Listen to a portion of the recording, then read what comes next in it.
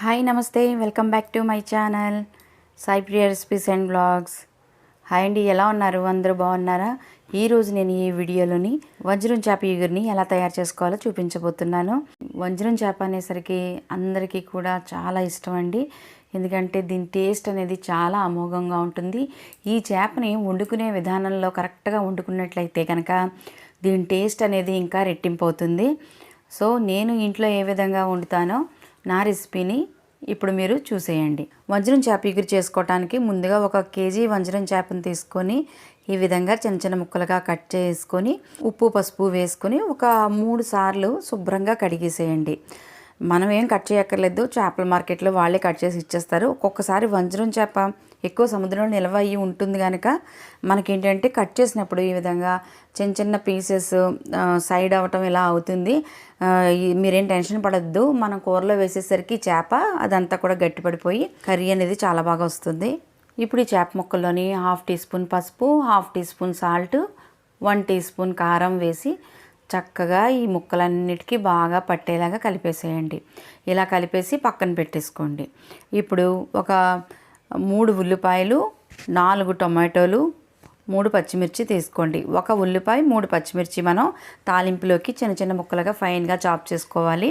2 గ్రేవీలోకి 2 ఉల్లిపాయలని paste చేసుకుని 4 టమాటాలను కూడా కట్ చేసి పేస్ట్ చేసుకుని ఒక పక్కన పెట్టేసుకోవాలి. ఇప్పుడు కళాయిలోని 1/4 కప్పు ఆయిల్ వేసి వేడి చేసుకుని దీనిలోని ఫైన్గా చాప్ చేసుకున్న ఉల్లిపాయ పచ్చిమిరపకాయను వేసుకుని దీనిలో కొన్ని కరివేపాకులు వేసి దోరగా వేయించుకోవాలి.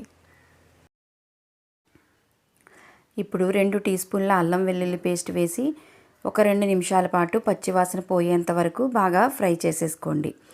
తర్వాత గ్రైండ్ చేసుకున్న ఉల్లిపాయ పేస్ట్ కూడా వేసేసుకుని దీనిలోని ఉన్న వాటర్ అంతా కూడా కొంచెం ఇంకే వరకు హై ఫ్లేమ్లోని ఒక 2 నిమిషాలు బాగా వేయించేసుకోండి. ఒక 2 నిమిషాలు బాగా వేయించేసుకున్న తర్వాత గ్రైండ్ చేసుకున్న టొమాటో పేస్ట్ వేసేసుకొని ఒకసారి కలిపేసి దీనిలో 1/2 టీ స్పూన్ పసుపు, 2 టీ స్పూన్ల కారం, 1 టీ స్పూన్ సాల్ట్, 2 టీ స్పూన్ల గరం మసాలా పౌడర్ వేసుకుని వీటిని బాగా ఫ్రై చేసుకోండి.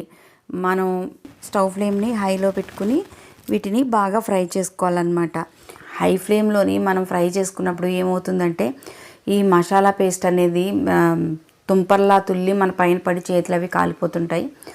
అలా కాలకుండా ఇలాగా లిడ్ అనేది మూతని ఇలాగా ఒక డాల్ లాగా పెట్టుకుని మీరు ఫ్రై చేసుకున్నారంటే మీ పైకి తోలకుండా ఉంటుందన్నమాట.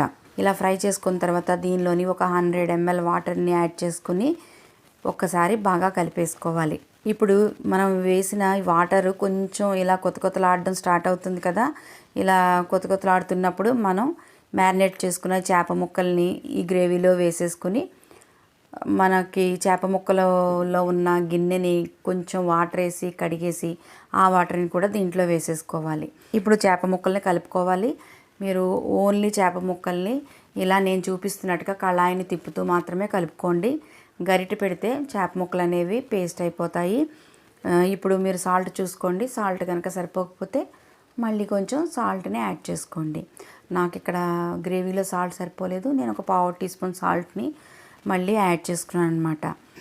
ఇప్పుడు స్టవ్ ఫ్లేమ్ని ఒక్క 5 నిమిషాలు సిమ్లో పెట్టేశారంటే వేడివేడి వంజరం చేప ఇగురు అనేది రెడీ అయిపోతుంది. ఫైనల్గా దీనిలోని కొత్తిమీరతో గార్నిష్ చేసేసుకుని వేడివేడి అన్నంలో వడ్డించారనుకోండి, మీ ఇంట్లో వాళ్ళంతా కూడా లొట్టలు వేసుకుని తినేస్తారు.